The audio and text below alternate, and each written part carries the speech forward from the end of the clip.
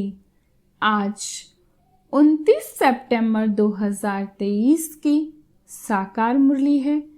आज प्यारे बाप दादा कहते, मीठे बच्चे, संग दोष से तुम्हें बहुत संभाल करनी है, क्योंकि संग दोष में आने से ही उल्टे कर्म होते हैं। बाप की याद भूल जाती है। आज का प्रश्न है, किस फजीलत मैनर्स के आधार पर तुम बच्चे अपनी अवस्था को आगे बढ़ा सकते हो? उत्तर है, अगर कोई भूल हो जाती है तो बाप से क्षमा मांगने की भी फजीलत चाहिए। बाप को कहना चाहिए, आई एम सॉरी। इसमें जरा भी देह अभिमान न आए, इससे अवस्था आगे बढ़ती रहेगी। चढ़ती कला का आधार है बाप से सच्ची दिल। कभी भी अपने को मियाँ मिट्टू नहीं समझना। भूलें हर एक से हो सकती हैं, क्योंकि अभी तक कोई परिपूर्ण नहीं बने हैं। आज प्यारे बाप दादा का गीत है, हमें उन राहों पर चलना है। ओम शांति। कुछ तो कहना पड़ता है, उस हिसाब से ओम शांति कहना अच्छा है। आत्मा को अपना स्वधर्म बताना होता है। बाप भी कहते हैं हम शांत हैं, शांति देश के रहने वाले हैं। तुम भी असल आत्मा हो, तुम्हारा स्वधर्म शांत है। सारी दुनिया शांति शांति करती रहती, परंतु शांति किसको कहा जाता है यह कोई नहीं जानते। समझते हैं कि यह लड़ना झगड़ना जो चलता है वह शांत हो जाए, परंतु वह शांति तो कोई काम की नहीं। घर में स्त्री पुरुष होते हैं, कोई तो झगड़ते हैं, कोई झगड़ते नहीं है। वह कोई शांति हुई क्या? शांति और चीज है। शांति तो आत्मा का स्वधर्म है, वैसे ही बाप का भी स्वधर्म है शांत। आत्माओं का बाप कौन है? परमपिता परमात्मा। उनका धर्म क्या है? उनका भी धर्म है शांत। परमपिता परमात्मा शांत देश में रहने वाला है। हम भी शांत देश में रहने वाले हैं। कोई भी आए तो बोलो, तुम्हारा स्वधर्म तो शांत है ना। तुम असल वहां के रहने वाले हो, यहां आए हो पाठ बजाने। शरीर द्वारा पाठ तो बजाना ही है। शांति के लिए वास्तव में जंगल आदि में जाने की भी दरकार नहीं है। आत्मा को अपने स्वधर्म का पता है। आत्मा थक जाती है तो रात को अशरीरी हो शांत हो जाती है। रात को कितना सन्नाटा रहता है, सुबह होने से आवाज शुरू हो जाता है। वह हुई हद की रात और दिन। अभी तो बेहद का दिन और रात। आत्मा 84 जन्मों का पाठ बजाकर थक जाती है, इसलिए कहते हैं वापस शांति धाम जाना है। बाप भी कहते हैं शांति धाम और सुख धाम को याद करो। सुख धाम में बैठे थोड़े ही याद किया जाता है, याद किया जाता है दुख धाम में, अशांति धाम में। तो अब बाप कहते हैं, बच्चे अब नाटक पूरा हुआ, तुमको घर चलना है। फिर तुम्हारे लिए शांति भी हो तो सुख भी है। बाप कहते हैं, मैं पांडा हूं, तुमको वापस सच्ची यात्रा पर ले जाने आया हूं। शांति धाम का पंडा एक बनता है, वहां उनके बच्चे बनते हैं। एक से तो काम नहीं होगा। कितनी बड़ी सेना है।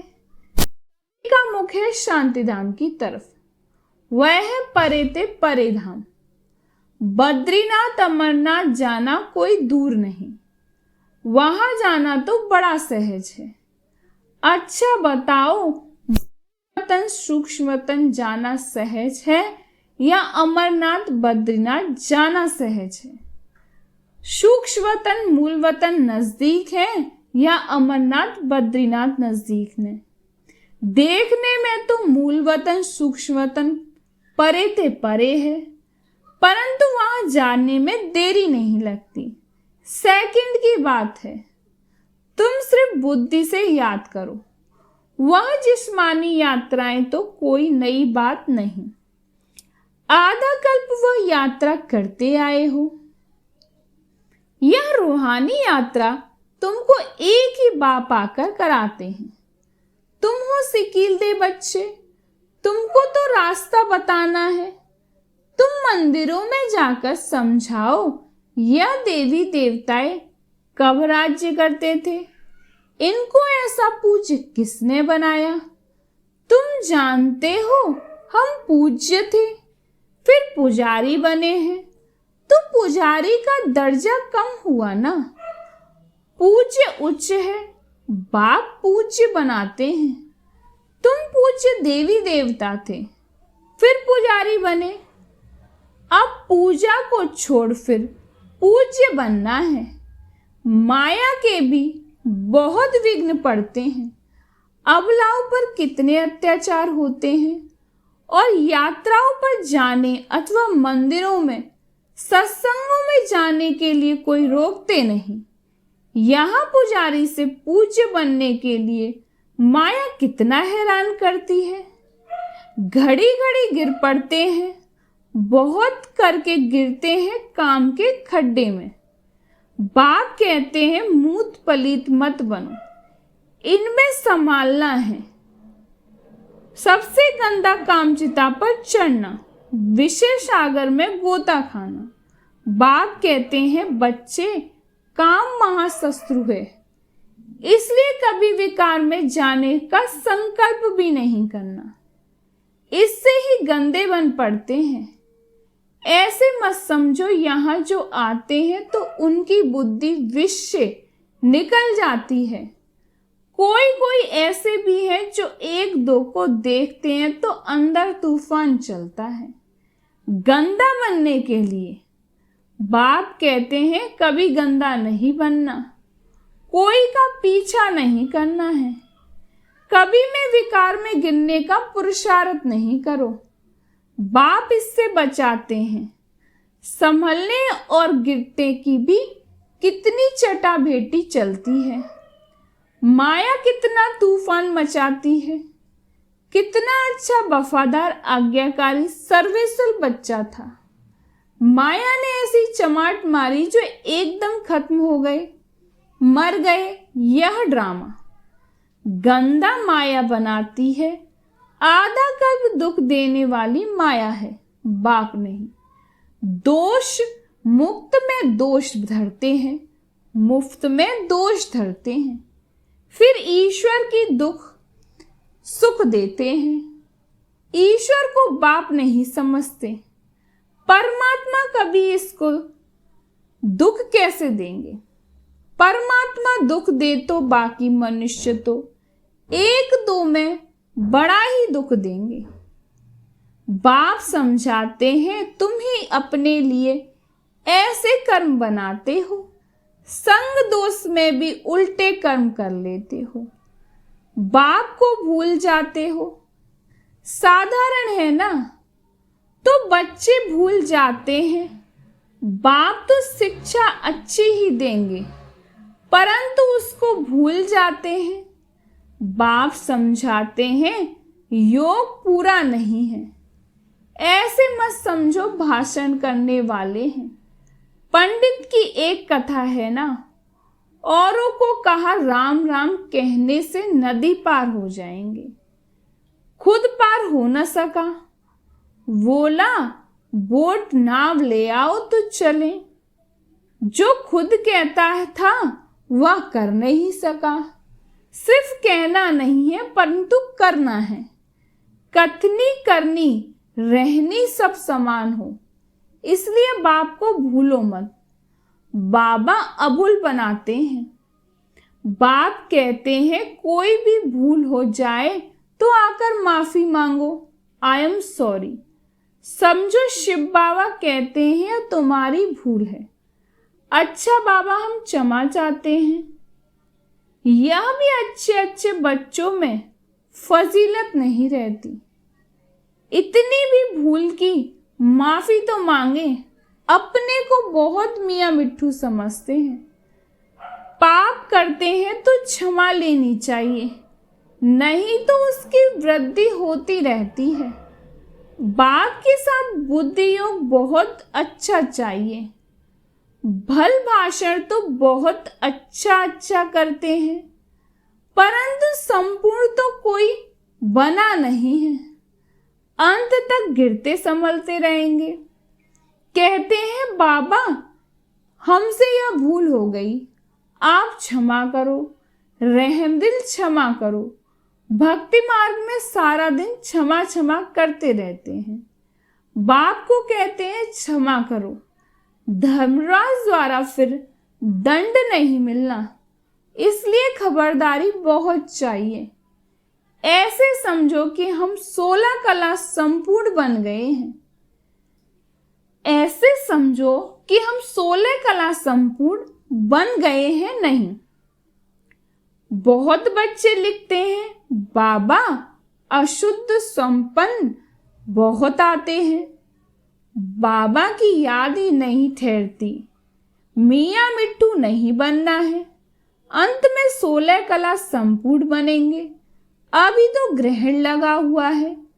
तुम्हारी वह अवस्था आनी है। यहाँ बैठे बैठे उड़ते रहेंगे। आत्मा को खींच होती है, क्योंकि कल्प की थकी हुई है तो आतुर वेला जल्दी होती है। जल्दी जल्दी आऊं, परंतु लायक भी बनना पड़े ना। कोई तो यहाँ ही घूमने फिरने जेवर पहनने आदि में खुश हो जाते हैं, फिर दुखी होते हैं तो कहते हैं नाहिब बाबा को छोड़ा। अच्छा, फिर हिम्मत करो, कुछ सीखो। अपकार करने वालों पर भी उपकार करना है, परंतु ऐसे भी नहीं और ही माथा खराब कर दे। माया गिराती है, बाप उठाते हैं। मंजिलें ऊंची, और यह है सारी बुद्धि योग की यात्रा। पुरुषार्थ में टाइम लगता है, लक्ष्य तो बहुत सहज है। 1 सेकंड में तुम जीवन मुक्ति के अधिकारी बन जाते हो। एक बार बाबा कहा, फिर भूलते क्यों हो? निश्चय है बाबा से स्वर्ग का वर्षा लेते हैं, फिर गिरते क्यों हो? याद कर संभलते क्यों नहीं हो? अच्छे अच्छे बच्चे भूल जाते हैं, फिर और ही डिससर्विस होती है। सर्विस भी गुप्त है और डिससर्विस भी गुप्त है।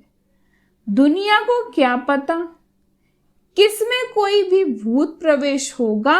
वह अशुद्ध शोल का प्रवेश है तो वह भी नुकसान कर देते हैं। मायावी सोल प्रवेश कर लेती है। भल ज्ञान है, परंतु परिपूर्ण कोई नहीं है। कोई न कोई खामी रहती है, तो डर होना चाहिए। हमको बाबा की श्रीमत पर चलना है। अगर श्रीमत पर न चले, कोई भ्रष्ट काम किया तो पद भी भ्रष्ट होगा और सजाएं भी बहुत खाएंगे। कर्मों का फल यहाँ भी बड़ा कड़ा भोगना पड़ता है। इसलिए कर्मातीत अवस्था का पुरुषार्थ करना है। बाबा के साथ बड़ा सच्चा रहना है। सबका शिव बाबा से कनेक्शन है। सेंटर सब शिव बाबा के हैं। तुम्हारा सेंटर फिर कहाँ से आया? तुम शिव बाबा के हो। विश्वविद्यालय बाप का है ना, ईश्वरी विश्वविद्यालय। यह मेरा सेंटर, यह ख्याल आया और मरा। ऐसे मेरा मेरा करते कितने गिर पड़ते। सब कुछ शिव बाबा का है। तुम कहते हो बाबा यह तन मन धन सब आपका है, तो बाबा भी कहते हैं स्वर्ग की रजाई सारी तुम्हारी है। कितना एवजा मिलता है? तुम क्या देते हो? मरने से पहले करनी घोर को देते हो ना। जीते जी दान करते हैं, देखते हैं बस होपलेस केस है तो दान पुण्य कराते हैं। बाप भी कहते हैं बच्चे जीते जी कर लो, यह तो पुराना तन है। तुम आत्माएं मेरी हो, यह शरीर पाठ बजाते बजाते अब पुराना हो गया है। अब फिर मेरे बनो तो तुम्हारी आत्मा और शरीर दोनों शुद्ध होंगे। दोनों इकट्ठे साफ होते जाते हैं। आत्मा जो अपवित्र बनी है उनको शुद्ध बनाना है। मेरे साथ योग लगाने से ही शुद्ध बनेंगे। योग रखेंगे तो चढ़ती कला होगी, योग नहीं रखेंगे तो गिरती कला हो जाएगी। सर्विस का शौक चाहिए, पूछना नहीं है, सर्विस पर जाएं। बाबा समझते हैं शौक नहीं है। मनसा वाचा कर्मणा सर्विस का शौक चाहिए। मनसा नहीं तो वाचा व कर्मणा कोई ना कोई सर्विस में लग जाना चाहिए तो उजूरा मिलेगा। आप ही जो करे सो देवता, कहने से जो करे मनुष्य, कहने से भी न करे तो कोई काम का नहीं। जितना सर्विस करेंगे उतना फल मिलना है। शिव बाबा पूछते हैं बच्चे मेरे को हाथ है, इस तन में शिव बाबा बैठे हैं ना, चिट्ठी लिखते हैं ना। बैल पर सारा दिन थोड़ी सवारी करेंगे। बैल जब थक जाते हैं तो उनकी आंखों में पानी आ जाता है। यहां तो आंसू आने की बात नहीं, इनको तो सर्विस करनी ही है। बच्चों को समझाते हैं मामेकम याद करो। यह शिव बाबा कहते हैं इनकी आत्मा भी सुनती है। यह तो बिल्कुल सहज है। बेहद का बाप है ही स्वर्ग का रचयिता। बाबा आते हैं स्वर्ग की स्थापना, नरक का विनाश कराने। महाभारत लड़ाई भी सामने खड़ी है। यादव कौरव पांडव भी हैं। तुम जानते हो अब खेल पूरा होता है। बाबा लेने आया है। सिर पर विकर्मों का बोझा बहुत है। याद नहीं करेंगे तो महारानी महाराजा के नहीं बन सकेंगे। है ही यह राजयोग, न कि प्रजा योग। योग पूरा नहीं लगाते तो प्रजा बन पड़ते हैं। कहते हैं बाबा हम पूरा वर्षा लेंगे, तो सर्विस का शौक चाहिए। लिखकर सब पूछ सकते हो, अगर इस समय हमारा शरीर छूट जाए तो हम क्या बनेंगे? परिपूर्ण तो अंत में बनेंगे। अभी तुम अपूर्ण हो। अपनी अवस्था की जांच करनी है। हम कितना बाबा की सर्विस पर हैं, कितना आज्ञाकारी वफादार हैं, कितना सर्विस के लिए तड़पते हैं कि कोई को जाकर जिये दान करे। बेचारे बहुत दुखी हैं। यह एक ही सदगुरु है, शांति धाम सुख धाम में ले जाने आए हैं। वह गुरु लोग अपने को जगत पिता जगत शिक्षक कह न सके, सिर्फ जगत गुरु कहलाते हैं। यह तो जगत का बाप टीचर गुरु एक ही है। तुम जानते हो बाप आया है तो बाप से पूरा वर्षा लो। देह अभिमान अच्छा नहीं है।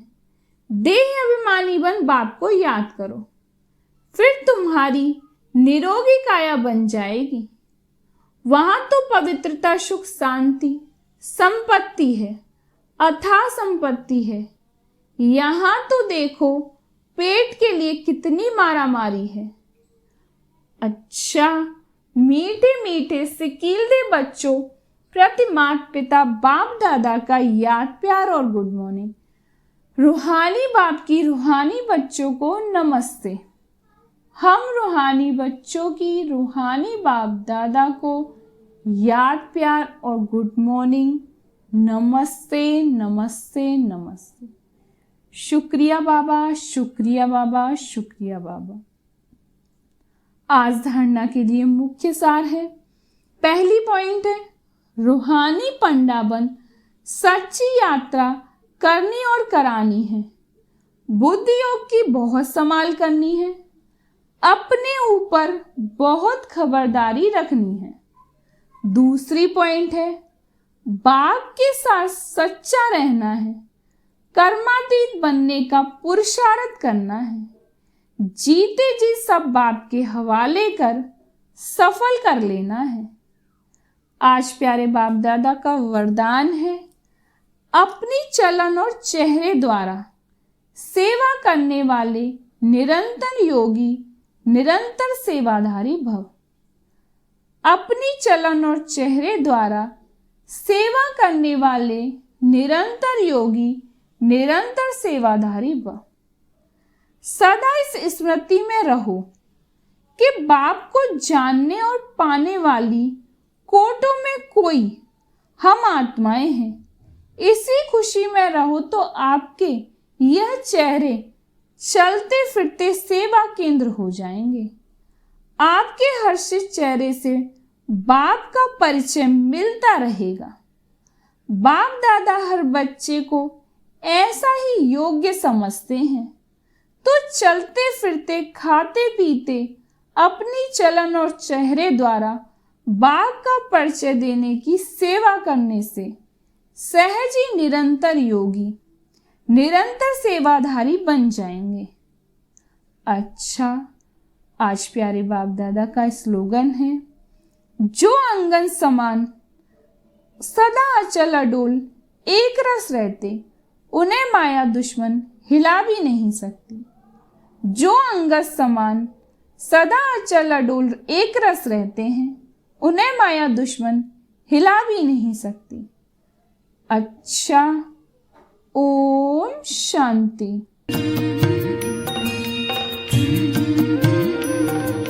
बाबा तेरी मीठी मुरली की धुन सुन कर के मन हर्षाए, हो सुन कर के मन हर्षाए।